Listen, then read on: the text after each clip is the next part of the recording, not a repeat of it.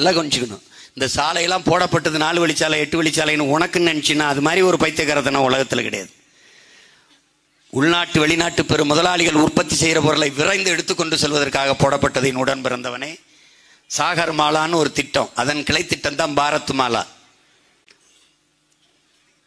பிலிப்பைன்ஸ்னு ஒரு நாடு, சின்ன நாடு, ஆசியன் டெவலப்மெண்ட் பேங்க்னு ஒரு பேங்க், 375 லட்சம் கோடி அதுக்கு வருது. சின்ன நாட்டில் இவ்வளவு பொருளாதார எப்படி ஒரு வங்கிக்கு வருதுன்னா அது அமெரிக்க ராக்பெல்லர் ஃபவுண்டேஷன்ல இருந்து வருது சாகர் மாலா திட்டத்துக்கு. இதன் வேலை என்ன? பீம்ஸ்டெக், இந்த Bangladesh, Myanmar, India, Sri Lanka, Thailand, இதனுடைய எக்கனாமிக் டெவலப்மெண்ட் கார்பரேஷன் தான் அந்த பீம்ஸ்டெக். இதுல என்னென்ன இந்த நாடுகள் இங்க பாரு, இவனுக்கு என்ன தெரியுமா? இவனுக்கு சாலை போக்குவரத்து, விண்ணூர்தி போக்குவரத்து, தொடர் வண்டி போக்குவரத்து எல்லாத்தையும் கொண்டு கப்பல் போக்குவரத்துல இணைக்கணும். இந்த கப்பல் போக்குவரத்தை யார்கிட்ட கொடுக்கணும்? தனியார் முதலாளிகிட்ட. முதலாளி யாரு? அதானி. விளிங்கத்துல துறைமுகம், ஏற்கனவே துறைமுகம் இருக்கா? கேரளால இருக்கு. இந்த விளிங்கத்துல எதுக்கு? அதானிக்கு. இங்க ஏற்கனவே துறைமுகம் இருக்கா? இருக்கு. யார்கிட்ட இருக்கு? நம்ம தாத்தா காமராஜ் பேர்ல, பாட்டனார் வாபுசி பேர்ல இருக்கு. அதுலயே வேலை இல்ல, 50 விழுக்காடு தான் நடக்குது. அப்போ அங்க சரக்கு தேங்கி இருக்குது, ஏற்றுமதி ஆக முடியல, சரக்கு இறங்க முடியல, அங்க இடம் இல்ல. அப்படி ஏதாவது இருக்கா? இல்ல. அப்ப எதற்கு 6111 ஏக்கர்ல காட்டுப்பள்ளியில துறைமுகம், அதானி துறைமுகம்? ஏன்னா முதலாளி வாழணும். அப்ப இந்த போக்குவரத்தை கொண்டு போய் கப்பல் போக்குவரத்துல இணைக்கணும். இதுக்கு பேர் சாகர் மாலா கிளை திட்டம், பாரத் மாலா. விளங்குதா? நீ என்ன நினைக்கிற? இந்த 8 வழிச்சாலை போறது உனக்கு நினைக்கிற? அட இளவெடுத்தவனே, நமக்கு இல்ல, முதலாளிக்குப்பா. நீ கொஞ்ச நேரம் கழிச்சு ஒரு 6 மணி 7 மணிக்கு இந்த 4 வழிச்சாலை போய் பார்ப்பா. மூடுந்துவல் கண்டெய்னர்கள் வரிசையா போகும். எதற்கு? கொரியன் முதலாளி ஹொண்டாயில் தயாரிச்ச கார் போகுதுப்பா, மோட்டர் பைக் போகுதுப்பா. ஒரு தடவை திறந்து பாருப்பா, அதாப்பா போகுது, துறைமுகத்துக்கு போகுது. அவன்கிட்ட கப்பம் வச்சிருப்பான்னு நினைக்கிறியா? No, never. இது யாருக்கான நாடு? யாருக்கான அதிகாரம்? அப்ப இந்த சந்தை பொருளாதாரத்தை ஏற்றுக்கொண்டிருக்கிற ஒரு நாடு வாழவும் செய்யாது, வளரவும் செய்யாது. என் உடன் பிறந்தவனே, சந்தையில் வர்த்தகம் நடக்குமா, வாழ்க்கை நடக்குமா என்பதை ஒரு நொடி சிந்தித்துப்பார். சந்தையில் வர்த்தகம் நடக்கும். மாலையில் வியாபாரம் முடிந்தவன் கூடாரத்தை காலி பண்ணி வியாபாரி போவான், சந்தை வெறிச்சோடி கிடக்கும். அப்படித்தான் சந்தை பொருளாதாரத்தை ஏற்றுக்கொண்ட நாட்டில் முதலாளிகள் வருவார்கள், வெளிநாட்டு முதலாளிகள், உள்நாட்டு முதலாளிகள் முதலீடு செய்வார்கள். இந்த முதலீடு அவன் லாபத்தை வைக்கா, மக்கள் சேவைக்கா என்பதை அறிவார்ந்த என் தம்பி தங்கையில் சிந்திச்சு பார்க்கணும். எந்த முதலாளியும் தன் லாபத்தை வைக்க தான் முதலீடு செய்வானே ஒழிய மக்கள் சேவைக்கு இருக்க முடியாது. செய்ய மாட்டான். அப்ப என்ன பண்ணுவான்? நோக்கியோ கொண்டு வந்தார்கள் ஐயா கருணாநிதி ஒரு காலத்தில். நோக்கியோ அமெரிக்கா, நோக்கியோ எங்கடா இப்ப நோக்கியோ? எங்கேயாவது நோக்கியோ? வேலூர்ல நான் 6 மாசம் சிறையில் இருக்கும்போது என்னோட 300 தம்பிகள் வந்து இந்த நோக்கியோ நிறுவனத்தில் வந்து வேலை பார்த்த வந்தான். நோக்கியோ மூடிட்டான். ஏன்? சரி வரல. வேலை வாய்ப்பு எங்கடா அவன்லாம்? எங்கேயோ ஒரு ஓரத்துல இருந்து என் பேச்சை கேட்டு இருப்பான். அவனுக்கு எப்படி தெரியுமா? +2 படிச்சா போதும், 10th படிச்சா போதும். அது இப்ப அதுக்கு எஜுகேஷன் கிடையாது. அவன் தான் மேல கவர் தயாரிக்கிறது மட்டும் கத்து கொடுப்பான், உள்ள அந்த இது தயாரிக்கிறது மட்டும் ஒண்ணுதான் தயாரிக்க மாட்டான். டிவிஷன் ஆஃப் லேபர் மாதிரி பிரிச்சு கொடுப்பான். மொத்தமா செல்போன் தயாரிக்க தெரியாது. இப்ப அவனுக்கு என்ன? இப்ப பாரு, கொரியன் முதலாளி இப்படி கேட்போம், கொரியன் முதலாளி ஏன் கொரியாவில் இந்த கார் தயாரிக்கிற தொழிற்சாலை வைக்கல? ஒண்ணு கேள, அப்படி கேட்டு பாரு. ஏன் வைக்கல? ஒரு டன் எடையுள்ள கார் தயாரிக்க 4,50,000 லிட்டர் தண்ணி தேவைப்படுது. இங்க 2 டன் 3 டன் கார் உள்ள எடையுள்ள கார்கள் தயாரிக்கப்படுது. அப்ப எத்தனை லட்சம் கார்? கண்ணுக்கு தெரியாத உன் நீர் களவு போகுது. இதைத்தான் வெர்ச்சுவல் வாட்ரு, மறை நீருங்கிறான். ஐயா நக்கீரன் எழுதினது படிக்கணும். கண்ணுக்கு தெரியாமல் களவு போகும் உன் நீர். 50 லட்சம் கார்கள் ஏற்றுமதி செய்யப்படுது. அப்ப எவ்வளவு தண்ணீர் உன் தண்ணீர் களவு போகுது பாரு. இவன் ஏன்னா அவன் நிலத்தின் நீரை காப்பாற்றி விட்டு நம் நிலத்தின் நீரை சுரண்ட வந்துட்டான். ஒருவேளை நிலத்தடி நீர் இல்லைன்னா கூடாரத்தை கழுவி விட்டு போயிடுவான். நீ தெருவில் நிக்க வேண்டியதான். நான் ஹொண்டாயில வேலை செய்யறேன், அப்புறம் வேலை இருக்காது, கள்ளச்சாரத்தை குடிச்சு படுத்து 10 லட்சம் வாங்கி கொடுத்துட்டு போக வேண்டியதான். வேற ஒன்றும் கிடையாது. சிரிக்காதவன் சொல்றான்ல, குடிச்சிட்டு பாட்டில் கொடுத்தா 10 ரூபா, குடிச்சு செத்து பாடையை கொடுத்தா, பாடையில பாடியை கொடுத்தா 10 லட்சம், பாட்டில் கொடுத்தா 10 ரூபா, பாடியை கொடுத்தா 10 லட்சம். இது சிரிக்க இல்லை, சிந்திக்கிறது. இப்ப இந்த ஹொண்டாய் முதலாளி, இப்ப நீ இப்படி பாரு, இவனை நிலத்தடி நீர் எவ்வளவு வேணாலும் உறிஞ்சி கொள்ளலாம். அவனுக்கு மின்தடை இல்லை. ஒரு அரை மணி நேரம் 1 மணி நேரம் மின்தடை ஏற்பட்டால் ஏற்படுகிற ஒரு இழப்பிற்கு, உற்பத்தி இழப்பிற்கு மத்திய மாநில அரசுகள் ஈடுகட்டும், இழப்பீடை ஈடுகட்டும். எப்படி சலுகை கொடுக்குறான் பாருங்க. செய்யற பொருளை, உற்பத்தி செய்யற பொருளை விரைந்து எடுத்துட்டு போக சாலை, நிலத்தடின்னு எவ்வளவு நாள் கொடுத்துக்கலாம். அந்த தொழிற்சாலையை தொடங்க உழைக்கும் அடித்தட்டு மக்கள், வேளாண்குடி மக்கள்கிட்ட எத்தனாயிரம் ஏக்கரும் பறித்து தரப்படும். நல்லா கவனிச்சுக்கணும். இவங்களுடைய வளர்ச்சியை பாரு எப்படி கட்டமைக்கிறான் இது. ஆனால் இவனை எவ்வளவு வேணாலும் உறிந்து கொள்ளலாம் என்று சொல்லிவிட்டு கடல் நீரை 50,000 கோடி முதலீடு செய்து ரிவர்ஸ் ஓஸ்மாசிஸ் முறையில், அமெரிக்க முறையில் சுத்திகரிச்சு கடல் நீரை சுத்திகரிச்சு குடிநீர் ஆக்குறான். கடல் சுத்திகரிக்குது, சூரிய ஒளி, கடல் நீராவியாகி மேகம் தூய நீரை கொட்டுது, குடிச்சுக்க குடிச்சுக்க குடிச்சுக்க குடிச்சுக்க குடிச்சுக்கன்னு கொட்டுது. அதை அடுத்த நொடி கடல்ல விட்டு சுத்திகரிக்கிறேன் 50,000 கோடிக்கு. அட பைத்தியக்காரனுக்கு பிறந்த பைத்தியக்கார பயிர்களா, 50,000 கோடிக்கு எத்தனாயிரம் ஏக்கர்ல நீ எத்தனை ஏரி, எத்தனை குளம், எத்தனை குட்டை, எத்தனை கம்மா, எத்தனை தாங்கள், எத்தனை ஏந்தல், எவ்வளவு கட்டிருக்கலாம்? 50,000 கோடி ஒரு முறைக்கு. இவங்க எத்தனை 50,000 கோடி இதுல? அப்ப எவ்வளவு நீர்த்தேக்கங்களை உருவாக்கி இருக்கலாம்? அப்ப என்ன செய்யறது? இந்த நிலையிலிருந்து அண்ணன் சொல்ற இந்த நிலைக்கு மாறுவதுதான் உண்மையான மாற்றம். முற்றுமுழுதான புதிய சமூகம் படைக்கிறது. அதுதான் மாற்றம், அதுதான் புரட்சி. இப்ப இந்த பொருளாதாரத்தை என்ன பண்ணுவா சீமான்? இந்த சந்தை பொருளாதாரத்தை தூக்கி தள்ளுறான்.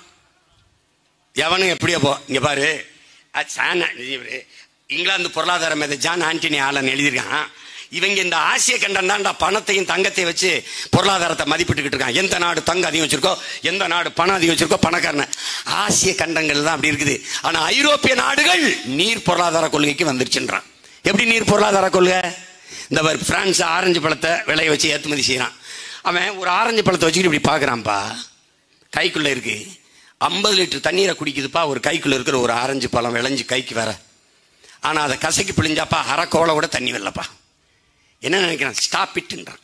இப்ப நமக்கு ஆரஞ்சு பழம் இம்போர்ட் பண்ணு, நோ எக்ஸ்போர்ட், இம்போர்ட் பண்ணு. ஏன்? என் நிலத்தின் வளம், நீர் வளம் முக்கியம். எந்த நாடு நாசமா போட்டும், என் நாடு நல்லா இருக்கட்டும். அங்க ஏன் நல்ல அப்பனுக்கு பிறந்தவன் தலைவனா இருக்கான். உனக்கு புரியுதா? புரியுதா நான் சொல்றது?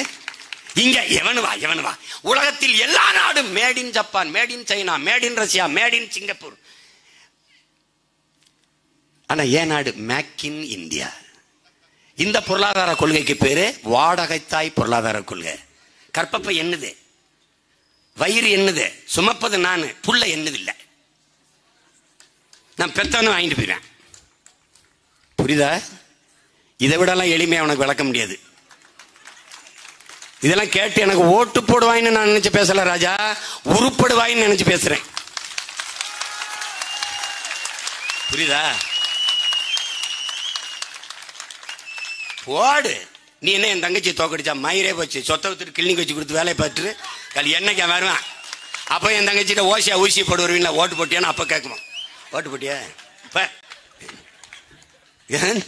ஒரு அளவுக்கு தானே கத்த முடியும். எங்களை என்ன கோயிலுக்கு நேர்ந்து விட்ட காலை நினைச்சுக்கிட்டு இருக்கியா நீ? உங்களை பெத்த மாதிரி தான் எங்கள் ஆத்தால பொண்ணும் பெத்தேன். என்ன பண்றது? எல்லா டாக்டரும் சொல்றான் சத்தமா பேசாத ஜீமான், சாப்பிட்டா பேசு சாப்பிட்டா பேசுன்னு. அப்ப நான் எங்க ஐயா தென்கட்சி மாதிரி, என்ன நேயர்கள இந்த இடைத்தேர்தல்ல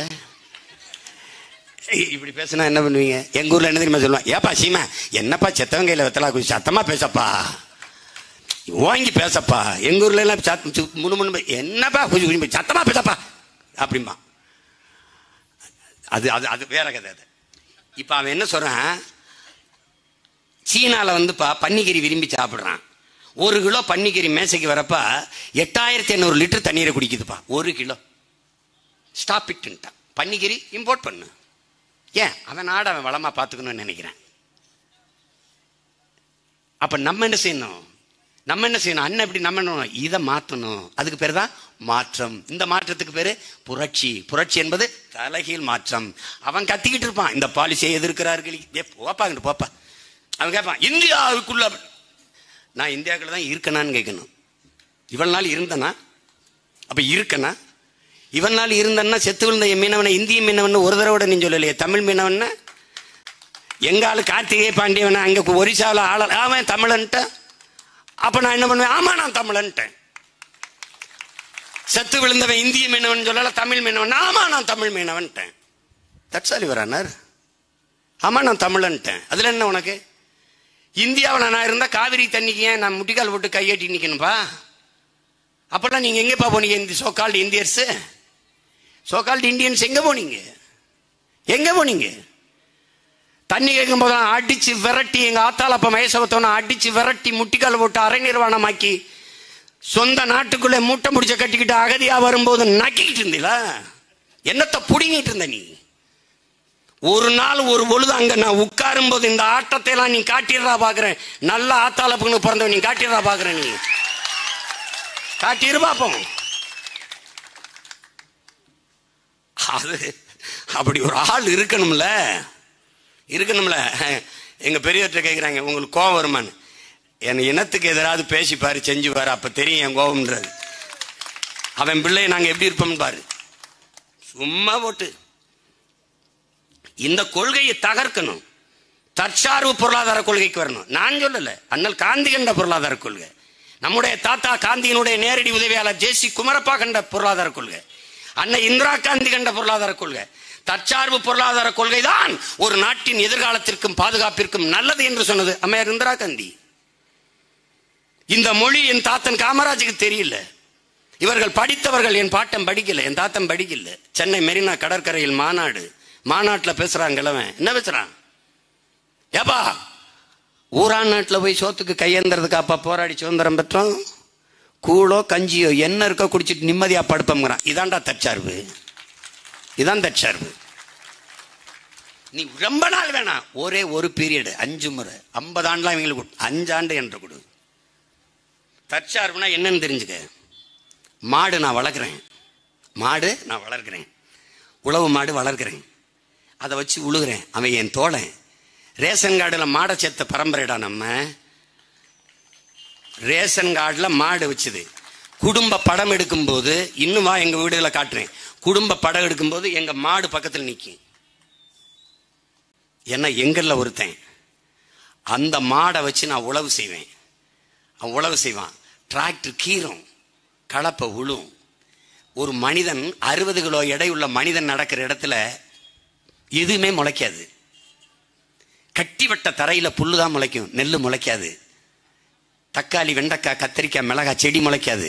எங்க அப்பா சொல்றாங்க, நம்மாழ்வார், நடக்கிற இடத்துல விதைக்காத, விதைக்கிற இடத்துல நடக்காத. இதான் கோட்பாடு.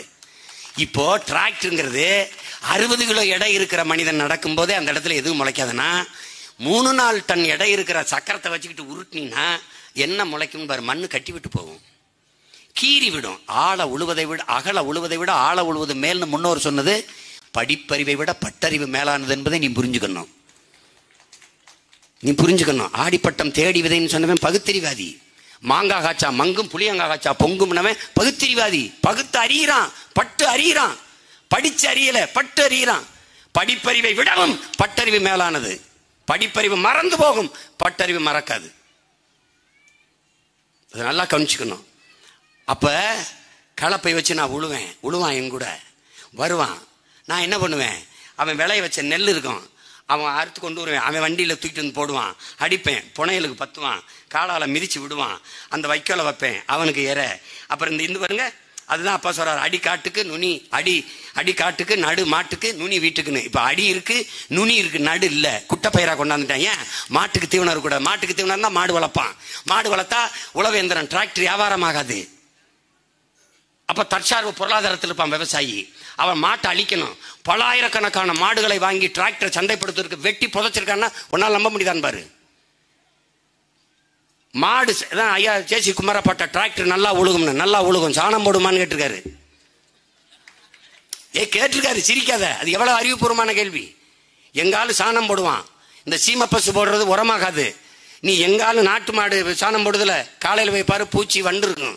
இந்த சீம மாடு போடுதல, அதை போய் பாரு, அப்படியே காத்துல காஞ்சு பறந்து போயிடும், உரமாகாது. எங்க நாட்டு மாடு கண்ணுக்குட்டி போடுவான், அவுத்து விடு நிக்காது. அவன் கண்ணுக்குட்டி போடுவான், அவுத்து விடு நகராது. சிரிக்காத பிளீஸ், சோதிச்சு பாரு, ஒரு தடவை சோதிச்சு பாரு, அண்ணன் சொல்றேன்ட்டு. அப்ப என்ன தெரியுது, இவன் உழுவான், புனையில் அடிப்பேன், நெல் எடுத்துட்டு போவேன், அவிப்பேன், அரைப்பேன், தவிடு அவனுக்கு, அரிசி எனக்கு. தவிட அனுப்பி அதுல பாதி அவனுக்கு உணவா போடுவேன், சாப்பிடுவேன். மிச்சச்சோறு வடிச்ச கஞ்சி அதுல ஊத்தி தொட்டியில ஊத்துவேன், சாப்பிடுவான். என்னோடே இருப்பான், உழுவான், மறுபடி உழுவான், சாணம் போடுவான். சாணி குழின்னு வச்சு அதுல சேமிப்போம். 6 மாசத்துக்கு அப்புறம் மக்கி போய் உழவுக்கு முன்னாடி அவனே வண்டியில் தூக்கிட்டு வருவான். வெட்டி கொண்டு வயல்ல வீசுவோம் உரம். இது இந்த சுழற்சி முறை இருக்குல்ல, இதுதான் தற்சார்பு. இதுக்குள்ளே இருக்கும். புரியுது நினைக்கிறேன். அவனே என்னோட உழைப்பான், அவனே உரம் தருவான், எல்லாம். அதுதான் தற்சார்பு. அந்த வாழ்க்கை முறையை தகர்த்தான். அதுக்கு தான் என்ன பண்ணா, நாட்டு மாடு இருக்கிற வரை, உழவு மாடு இருக்கிற வரை உழவு எந்திரம் டிராக்டர் விற்பனைக்கு வராது, அதனால அதை அழிக்கணும். அதுக்கு தான் ஜல்லிக்கட்டுக்கு தடைன்னு வந்தான். வேற ஒண்ணும் இல்ல. நல்லா கவனிச்சுக்கணும். இப்போ இந்த இயற்கை உரம் என்பது இயற்கை வேளாண்மைங்கிற ஆடு மாட்டு கழிவு இல்லாத இயற்கை உரம் உனக்கு ஏது இயற்கை விவசாயம் சொல்ற வெக்கமா இல்ல? விவசாயமே இயற்கை தானே. அப்ப ஏதோ செயற்கை வந்திருக்கு. என்ன? 2ஆம் உலக பொருளை வெடிக்காத வெடியுப்புகளை எல்லாம் உரமாக்குனான், மிச்சத்தை பூச்சி மருந்துன்னா. அவன் பாரு, இந்த வெடியுப்பை கொண்டாந்து உரம்னு வித்தான். அதை இங்க இருக்கிற வேளாண் கல்லூரிகள் தலைவர்கள் எல்லாம் அவர்களை கையாளுகளா வச்சுக்கிட்டு வித்தான். நம்ம நெல் இந்த 110 120 குழிபறிச்சா அந்த இதெல்லாம் இருக்குல்ல, கரடஞ்சம்பா மாப்பிள்ளை சம்பா, அதெல்லாம் விளைய மாட்டேங்குது இந்த உரத்துல. ஏது ஒரு சரியா வரலப்பா அப்படின்னோடனே, உன் விதை தப்பு, நான் ஒரு விதை தாரேன்னு ராக் பில்லர் ஃபவுண்டேஷன் 5008 5020 குட்டப்பயிரை கொண்டாந்து கொடுத்தான். அன்னைக்கு வரப்பு உயர நீர் உயரும், நீர் உயர நெல் உயரும், நெல் உயர குடி உயரும், குடி உயர கோல் உயரும், கோல் உயர கோன் உயர்வான்னு அவை வாடினான். இன்னைக்கு வரப்பு இருக்கு, நீரும் இல்லை, நெல்லும் இல்லை. அன்னைக்கு சாஞ்சு கிடக்கும், சனிமூளை பொலிமூளை பார்த்து குனிஞ்சர்த்தம். இன்னைக்கு முட்டிக்கால் போட்டு உட்கார்ந்து இருக்கிறோம். ஏன்னா வரப்புக்கு உள்ளே இருக்கு நெல். அன்னைக்கு வரப்புக்கு மேலே ஒரு ஆள் நடந்து போனா கழுத்தளவுக்கு இருந்துச்சு, சாஞ்சு கிடந்துச்சு. இன்னைக்கு ஒன்றும் இல்லை. இந்த தற்சார்புக்கு திரும்பணும். அப்ப என்ன பண்ணணும்? இவர்கள் சந்தை பொருளாதாரத்தில் இருக்கிறார்கள், உங்கள் பிள்ளைகள் தற்சார்பு பசுமை தாய்மை பொருளாதாரத்துக்கு திரும்புறோம். தற்சார்பு பசுமைனா வேளாண்மையை முன்னிறுத்தி கட்டமைக்கிற பொருளாதார கொள்கை. இதுக்கு பேர் என்ன? மாற்றம். இது மாற்றம். இதுதான் மாற்றம். அடிப்படை அமைப்பு அரசியல் மாற்றம். மாற்றம்னா சும்மா பேசிட்டு கூடாது. செஞ்சிருவேன். பல்லாயிரக்கணக்கான ஏக்கரில் நானே வேளாண்மை செய்வேன். படித்த இளைஞர்கள் படிக்காத எல்லாருக்கும் வேலை வாய்ப்பு கொடுத்துருவேன். ஆடு மாடுகள் பண்ணைகள் பால் எல்லாத்தையும் ஏற்றுமதி செய்வேன். நீ பாரு, ஒரு நாடா இது? அப்படி பூமியின் சொர்க்கமா நாங்க மாத்தி படைக்கலன்னு நீ நினைக்கல. அப்படி கொண்டு வருவேன் இந்த நாட்டை. நீ கனவுல கூட அப்படி ஒரு தேசத்தை காண முடியாது. அவ்வளவு கனவு வச்சிருக்கோம் நாங்க. நிலமும் வளமும் சார்ந்த தொழிற்சாலைகள், வேலை வாய்ப்பு, வளர்ச்சி எங்களுடைய கனவு அதுதான். நீ சிப்கார்டு கொண்டு வருவ, அங்க என்ன தயாரிக்கிறான்? பிளாஸ்டிக், பாலித்தீன், இது தயாரிக்கிற தொழிற்சாலைகள் எல்லாம் கழிவு. இந்தியாவின் குப்பைமேடு தமிழ்நாடு, தமிழ்நாட்டின் குப்பைமேடு கடலூர். எல்லா நச்சு ஆலைகளையும் குரலற்ற மக்கள் இருக்காங்களா, மீனவ மக்கள், ஒடுக்கப்பட்ட மக்கள், அரசியல் அதிகாரமற்ற மக்கள்கிட்ட கொண்டு நீர்வீழ்வான். ஸ்டெர்லைட்டை, இந்த அணு உலைய, எங்கெங்க நச்சு ஆலைகள் இருக்கோ அதெல்லாம் அங்க கொண்டு நீர்வீழ்வான். ஏன்னா அவன்கிட்ட அதிகாரம் இல்லை, அவனுக்கு தான் குரல் இல்லை. நீ வேணா பாத்துக்க, எண்ணூர்ல போய் பாரு, எல்லா நச்சு ஆலைகளையும் அங்க நீர்வீழ்ப்பான். எல்லா நச்சு ஆலைகளையும். முதல்ல அமோனியா கசிஞ்ச அந்த உர ஆலையில என்னன்னு சொல்லி தயாரிச்சான் தெரியுமா? வச்சிருக்கான் தெரியுமா? பிஸ்கட் தயாரிக்க போறோம். எப்படி? எல்லாமே ஏமாற்றுவார்கள். இதை மாற்றுவதற்கு பேர் தான் மாற்றம். இதிலிருந்து தான் மாற்றம். அப்ப எப்படி நிலமும் வளமும் சார்ந்த தற்சார்புக்கு எப்படி போற? 2000 ஏக்கர்ல மாடுனா என்ன வாங்குறவா? தூக்குச்சட்டி வச்சு மேய்க்கிறது இல்ல. சிசிடிவி கேமரா சுத்தி, ஃபென்சிங், அங்க குளிர் வெட்டப்பட்ட கண்ணாடி அறை. இங்கிருந்து பார்த்துருக்கோம் 100 ஏக்கருக்கு 25 ஏக்கர் ஏரி, எல்லா மாட்டுக்கு தீவனம், எல்லாம் அவன் சாப்பிட்டா அவன் அருமையா இருப்பான். சாணி போடுவான், வேக்கம் கிளீனர் மாதிரி உறிஞ்சி ட்ரக்ல ஏற்றணும். 1/2 கிலோமீட்டர்ல உரக்கிடங்கு, அங்க ஒண்டி கொட்டுவான். அவன் தின்ட்டு போட்ட இறை கழிவு, அவன் போட்ட கழிவு, ஆடு மாட்டு கழிவு, மாட்டு கழிவு எல்லாத்தையும் குப்பை குடங்களை கொட்டுவேன். 100 ஏக்கர்ல செமிப்பேன். அதுல இருந்து பயோகஸ், மீத்தேன், ஈத்தேன் தயாரிப்பேன். நோ மீத்தேன் ஈத்தேன் தயாரிக்கிற ONGC இழுத்து மூடுறா, வெள்ள ஓடுறா, தயாரிடாதுல்ல. நீ எனக்கு பயோகஸ் தர வேணா, என்கிட்ட இருக்கு, உனக்கு எவ்வளவு வேணும் நான் தர்றேன். ஆடு மாட்டு கழிவு, மாட்டு கழிவுல இருந்து மன்னார்குடியில என் தம்பி அவன் வீட்டில் பயோகஸ் தயாரிச்சு அம்மாவுக்கு அடுப்பறிக்க கொடுக்குறான், மின்சாரம் தயாரிக்கிறான், மோட்டர் பைக் ஓட்டிட்டு போறான். வீட்டில் தயாரிக்கிறான், அவங்க அண்ணன் நாட்டில் தயாரிக்கிறேங்கிற. That's all your honour. என்ன உனக்கு பிரச்சனை? பாலின் சந்தை மதிப்பு எவ்வளவு உனக்கு தெரியுமா? 9 லட்சம் கோடி. கடன் எவ்வளவு தெரியுமா? 9 லட்சம் கோடி. நீ மாடு வளர்க்க தயங்குற. மாடல்ல கேடில் விழிச்செல்வம் கல்வி ஒருவருக்கு மாடல்ல மற்றையவைங்கிறான் வள்ளுவ பெருமகனார். கல்விதான் மானுடனுக்கு செல்வம், ஆனால் மாடும் செல்வம்ங்கிறான். நீ எதை படிச்ச, எதை கேட்ட, எதை சொல்லி எதை கேட்கிற? எதை கேட்கிற? நீ தற்சார்பு பொருளாதாரத்துக்கு வரணும். எல்லாவற்றுக்கும் பிரிதொரு நாட்டை சார்ந்திருக்க கூடாது. ஒரு நாடு பாரு, பாதுகாப்பு கருவி துப்பாக்கி ஆற்ற வாங்குது, பீரங்கி ஆற்ற, போர்க்கப்பல் ஆற்ற, ரபேல் விமான ஆற்ற வாங்குச்சு. ரபேல் பிரான்ஸ், இஸ்ரேல் ராணுவம் பீரங்கி. எல்லா நாடுகள்கிட்டையும் துப்பாக்கி, தோட்டா, பீரங்கி, வான்படை எல்லாம் வாங்கிட்டு எந்த நாட்டோட சண்டை போட்டு என் சொந்த நாட்டு மக்களை காப்பாற்ற போறேன் நீ சொல்லு? சரி, ரஷ்யா ரபேல், பிரான்ஸ் ரபேல் விமானத்தை விற்கிது, போர் விமானத்தை. இந்தியாவுக்கு மட்டும்தான் விற்பேன்னு சத்திய பிரமாணம் எடுத்திருக்கானா? பாகிஸ்தான் கேட்டா கொடுக்க மாட்டானா? அவனுக்கு வேண்டியது வியாபாரம், அவ்வளவுதானே, அவ்வளவுதானே, கொடுப்பான். நீ இப்ப என்னதான் செய்வ? நீ என்ன தயாரிப்ப? சாம்பிராணி, ஊதுபத்தி, கற்பூரம், கொசுவர்த்தி, வேற என்ன தயாரிப்ப? அதிகபட்சமா குவாட்ரு, பிராண்டி, ரம்மு, ஜின்னு, விஸ்கி, கல்லு மது. கல்லு மது குடிக்கப்படாது, கல்லு மது குடிக்கப்படாது. கல்லு மது, இந்த சாரா, இந்த இவங்க விற்கிறாங்க இல்ல, இந்த பீரு, பிராண்டி, விஸ்கி, ரம்மு, ஜின்னு, ஒயின்லாம் கோயிலில் கொடுக்குறாங்கள, தீர்த்தம், புனித நீர். அதனால அதை வாங்கி நல்லா நீங்க குடிக்கலாம். ஏய் அண்ணன், ஒரு சத்தியம் சொல்றேன், இவங்களை ஒழிக்காம நீ நல்ல அரசியலையோ நல்ல அதிகாரத்தையோ ஆட்சியோ நீ அமைக்க முடியாது.